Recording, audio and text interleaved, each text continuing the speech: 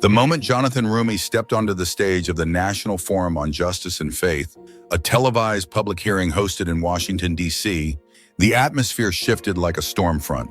In the next 30 seconds, something would happen that would shake the religious political establishment to its core and become the most viral reckoning of 2025. Across the stage sat Reverend Franklin Graham, seated in a high-backed chair under the golden seal of the American Faith Council. Draped in a bespoke suit and decades of inherited spiritual authority, he looked down at Roumie, a 49-year-old actor turned public moral voice, with a faint, amused smile. His silver hair, swept back like a televangelist of old, framed a face hardened by years of unchecked influence. "Mr. Roumie," Graham said, his voice echoing across the packed auditorium, "I hear you've got some concerns about the way faith is being used in our nation. How refreshing to hear a performer lecture the church." "The faith," Roumie replied calmly, his voice measured. The room fell silent. Journalists, policy advisors, and religious leaders froze mid-note, hanging on his every word.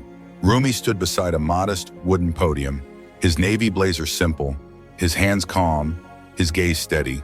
What Reverend Graham didn't know, what no one in the audience fully grasped, was that Roumie hadn't come here to perform. He had come prepared for battle. This wasn't just another media appearance or inspirational talk. Roumie was about to deliver a moral lesson so devastating that it could shatter the public image of one of the most powerful religious figures in America. Before we dive into this extraordinary confrontation, don't forget to subscribe and hit the notification bell, because what you're about to witness is a rare moment where truth confronts power and refuses to back down. So how did a faith-driven artist with no official title end up dismantling the reputation of Franklin Graham on national television? To understand that, you need to know who these two men are and what brought them to the stage. Franklin Graham, son of the legendary Billy Graham, has led the evangelical empire for decades. Appointed more by legacy than by merit, he's been seen as a spiritual kingmaker, with his words often treated as gospel by millions. At 72, he has advised presidents, condemned entire communities from the pulpit, and positioned himself as the moral compass of conservative America. But beneath the polished sermons and televised revivals, Graham has dismissed calls for justice in marginalized communities, rejected asylum seekers in the name of security, and used faith as a political weapon.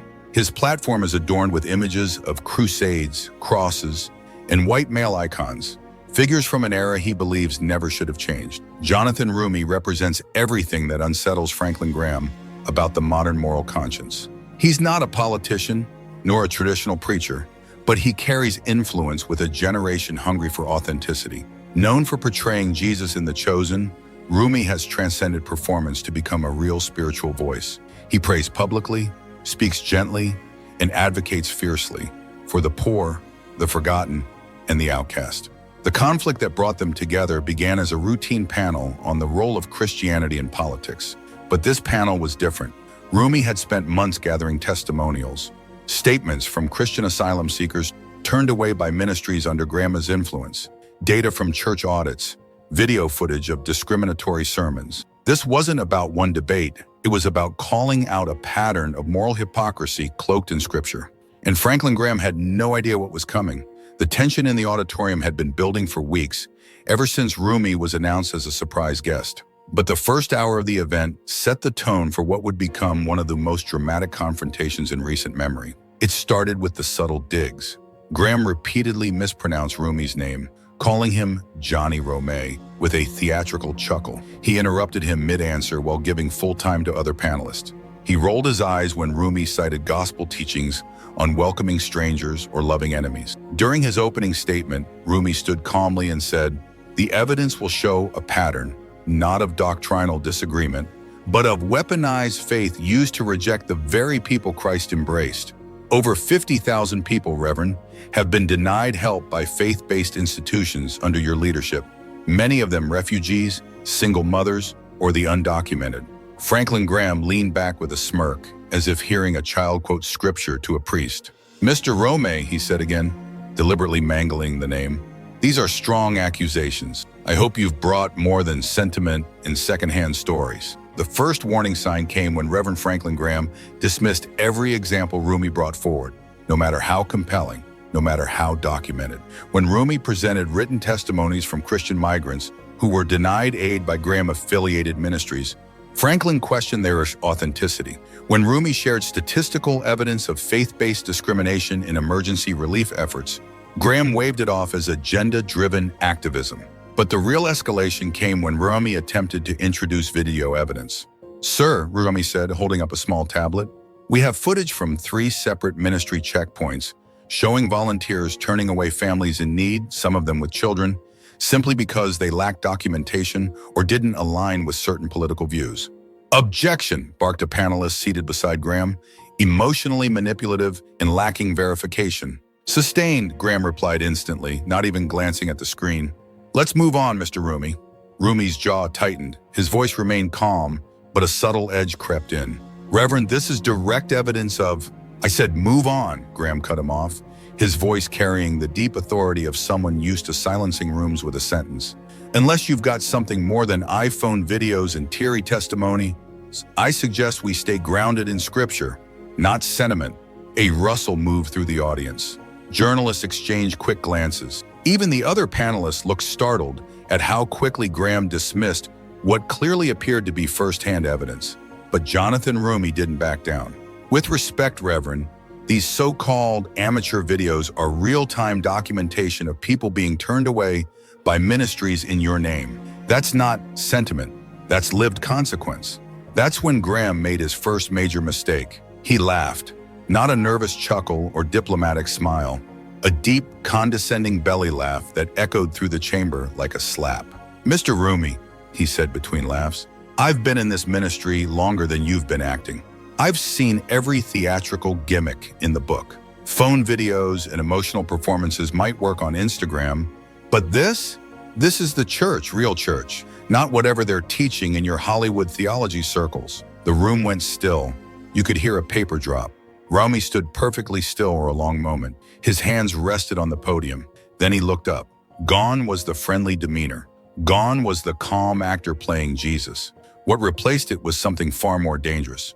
Righteous clarity fused with moral outrage. "Reverend," he said, his voice sharper now, "I'd like to bring something to the floor before we continue." Graham leaned back in his chair, smirking.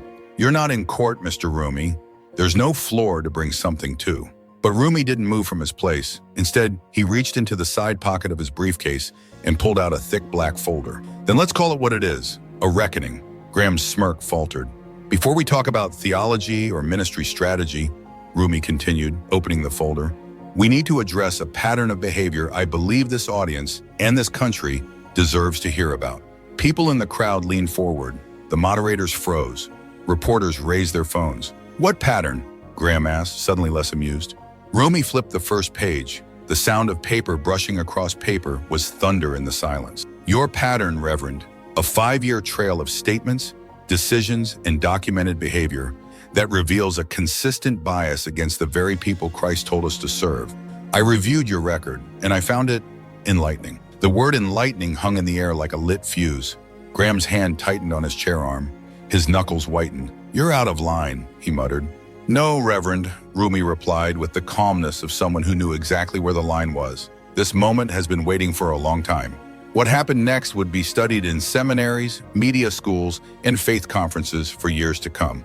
Jonathan Roumie stood in the middle of a nationally televised event, holding the folder that would unravel decades of untouchable authority.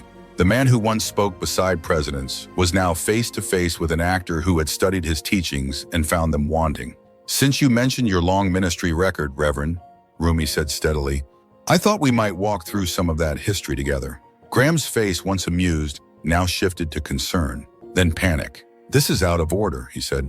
"What's out of order?" Roumie countered. "It is a Christian leader who has for 5 years systematically excluded, condemned, and denied aid to those in need while preaching love from a pulpit." Roumie raised a document. "Shall we begin with the Laredo Denial Report?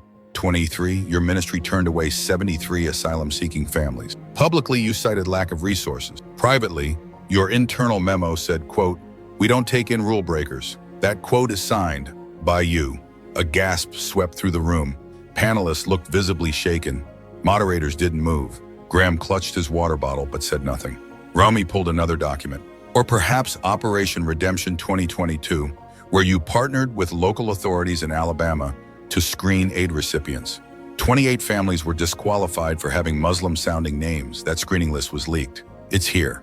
The silence became suffocating. Graham's voice caught in his throat. That's misrepresented, he muttered. It's documented, Roumie said. Shall I continue? He held up a stack nearly an inch thick. Gasps rippled through the auditorium. Advisors and assistants to Graham looked like they wanted to vanish into the walls, but Jonathan Roumie was just getting started. Then we have the CELA refugee grant rejection. Koi 2, Roumie continued, holding up a thicker document. Another public relations nightmare swept under the rug. But this time, Reverend, you went further. He paused, letting the room hang on his next words. You didn't just reject the aid request. You publicly accused the faith leaders who submitted it of orchestrating a political stunt. You sanctioned their ministry's access to shared evangelical funding and called their effort, quote, a calculated media grab designed to paint conservative Christianity as cruel. Graham opened his mouth, perhaps to object, but Roumie raised his voice, not shouting, but resolute, unwavering. Those sanctions were overturned 6 months later by the National Evangelical Council. And in their statement, let me read this verbatim, they described your behavior as, quote, inappropriate and potentially driven by political hostility rather than theological discernment. The room stirred again. Reporters scribbled, fingers flew across phone screens, and murmurs filled the space. But Roumie didn't even blink. Did you ever apologize to those leaders, Reverend? Did you ever publicly acknowledge that you harmed reputations and jeopardized aid work just because it challenged your narrative? No answer. Because I have more. He laid document after document on the moderator's table like playing cards in a high-stakes showdown. The Wellspring Displacement Fund block, reversed on appeal. The Harbor Chapel case, where you labeled their plea for inclusivity theater, also reversed. The Sanctuary Youth Program cut, where you accused organizers of conspiring with the media, reversed and formally rebuked by your own oversight board. With every case, Franklin Graham seemed to deflate. The confident figurehead of Christian conservatism now sat in stone silence, his face drained of color, his lips pressed tightly together. The room, once his pulpit, now felt like a tribunal. But Roumie had saved the final blow for last. And now, he said, lifting the final document, this one heavier, bound and sealed. We come to the most revealing case of all, the Damascus Relief Controversy 2021. Do you remember that one? Graham's voice came out as barely more than a whisper. That case was misrepresented. It was a humanitarian relief appeal filed by a coalition of multi-faith organizations, Roumie said clearly, holding up the transcript. And during the public proceedings, you made a statement that was both recorded and transcribed. I will now read it for the record. He opened the document. These people need to stop complaining about every little rule and learn to follow the law like everyone else. A shockwave of reaction hit the audience. These people, everyone in the room knew exactly what that meant. The language, the exclusion, the pattern. But Roumie wasn't finished. And here's the most fascinating part, Reverend, he continued, with the quiet finality of someone delivering a spiritual verdict. That case was also reversed on appeal. And the appeals board didn't just reverse it, they referred your conduct to the Council on Religious Ethics for investigation. Graham's expression turned ghostly, his breath shallow. That investigation, Roumie added, was ruled inconclusive because, as it turns out, investigating powerful spiritual leaders is a slow and difficult process. He paused. But I imagine, Roumie said as he gestured toward the stack of folders beside him, that investigation might just be reopened. If, say, new evidence were to surface, like 12 documented cases of exclusion, marginalization, and institutional bias, like a religious leader laughing at the suffering of the poor, like a pattern of dismissal so blatant, even a first-year seminary student could see it. The silence was complete. It was not peace. It was stunned, collective recognition. A reckoning. Franklin Graham sat motionless, his public legacy unraveling in real time. But Jonathan Roumie wasn't done. He turned to the moderators. With respect, I'd like to make a formal motion. His voice rang out, not legalistic, but liturgical, a voice of conscience. I move that Reverend Graham recuse himself from this leadership platform due to demonstrated, documented, and repeated bias against vulnerable populations in the name of faith. He let the weight of the words settle.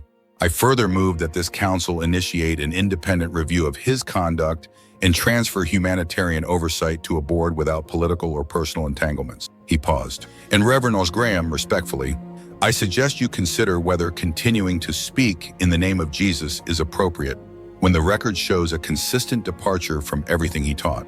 The room didn't erupt. It collapsed into noise. Reporters rushed toward exits, advisors scrambled to regroup, and the live stream exploded online. But Jonathan Roumie, the man with no title, no denomination, no empire, remained still.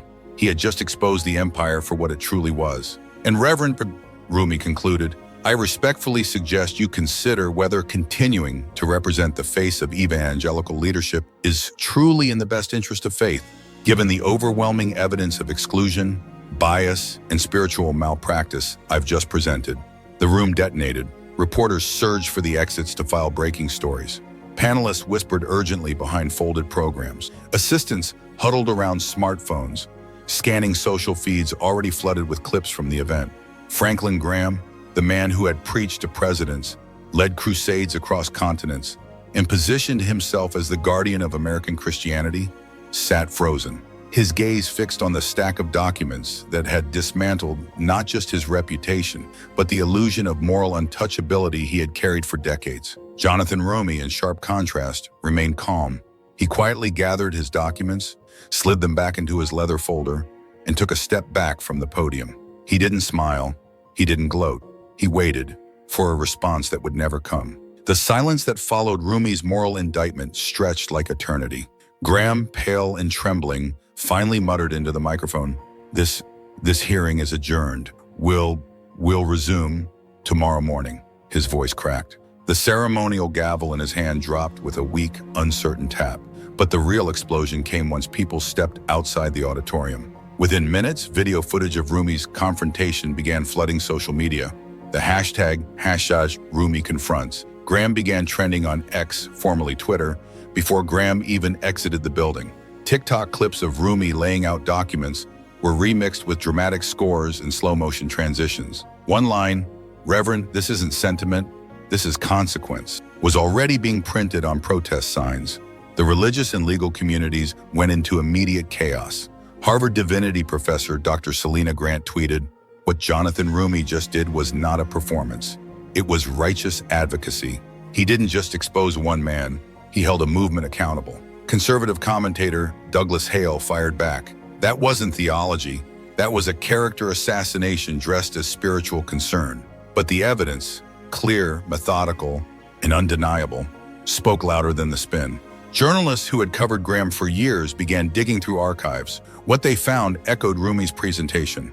Patterns of exclusion, coded language, silent policies. Within hours, the Washington Post published a decade-long timeline of Graham's controversial decisions. By evening, 3 major Christian humanitarian organizations released joint statements calling for an independent ethics review of Graham's leadership. Even the Southern Baptist Convention, long considered aligned with Graham's worldview, declined to comment. But the next morning, the real fallout began. Franklin Graham did not return to the panel. Instead, one of his aides stepped up to the podium and read a prepared statement.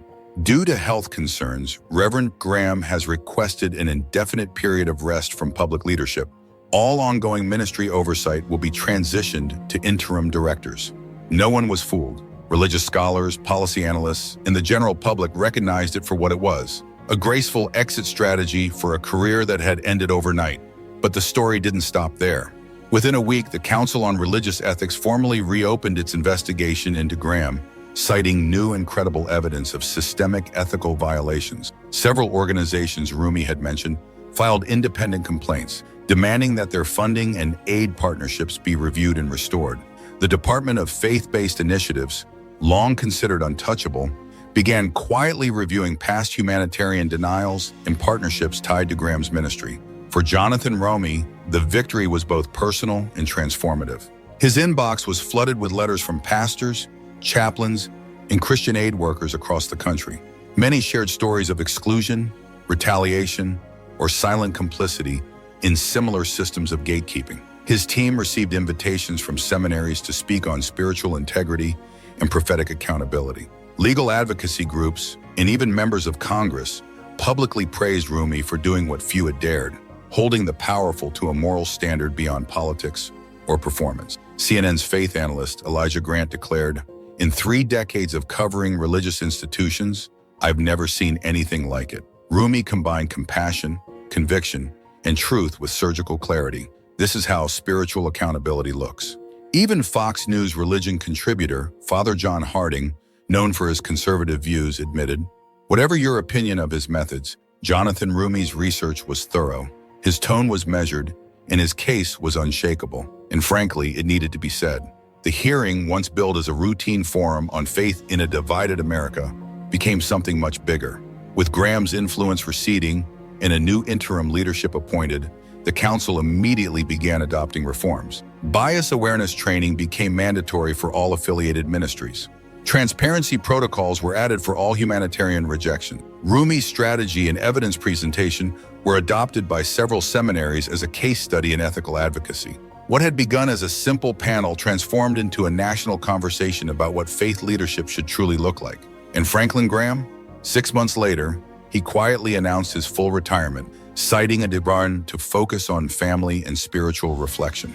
No one was surprised. 6 months later, Franklin Graham quietly announced his full retirement from public ministry, citing a desire to spend more time with family and spiritual reflection. The announcement was met with polite headlines, but no real surprise. The once untouchable giant of evangelical leadership had fallen not by scandal or outrage, but by research, truth, and quiet moral resolve.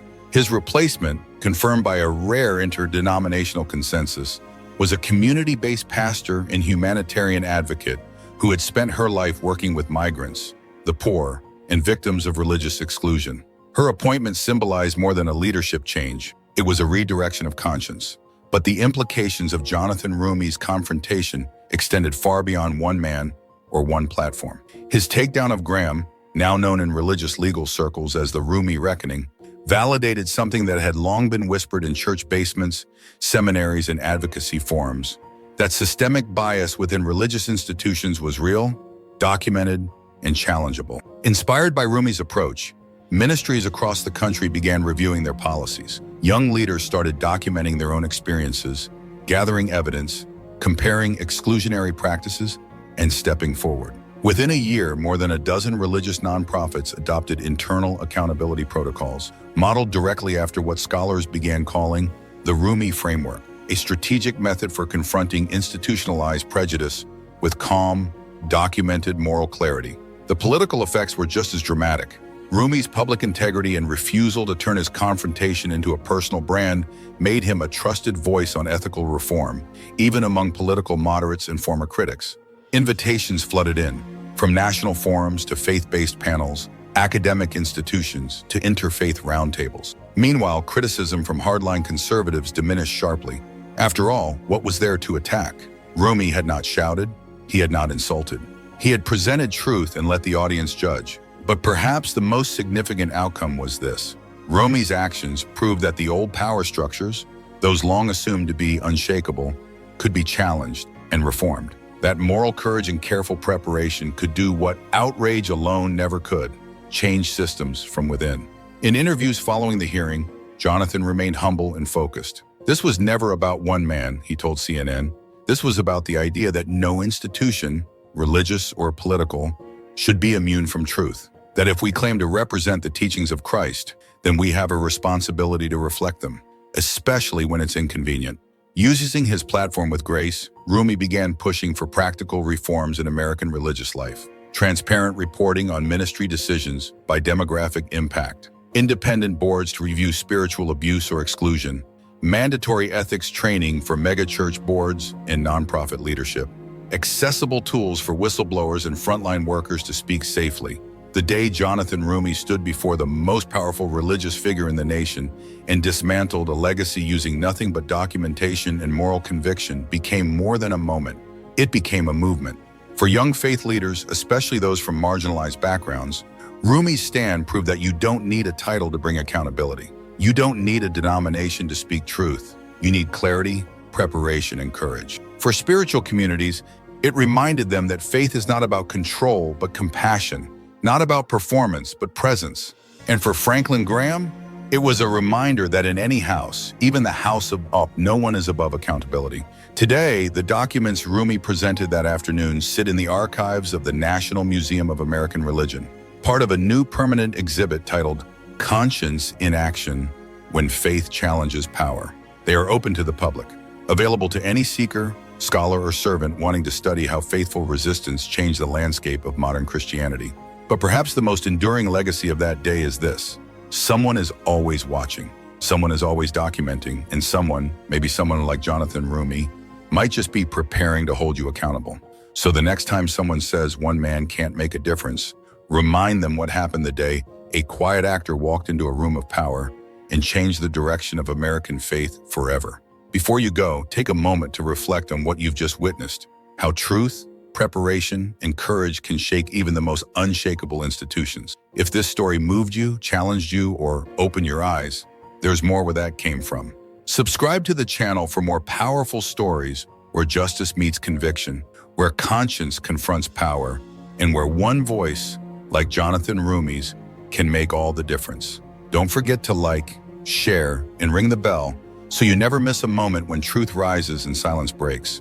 Your voice matters. Let's grow this community together.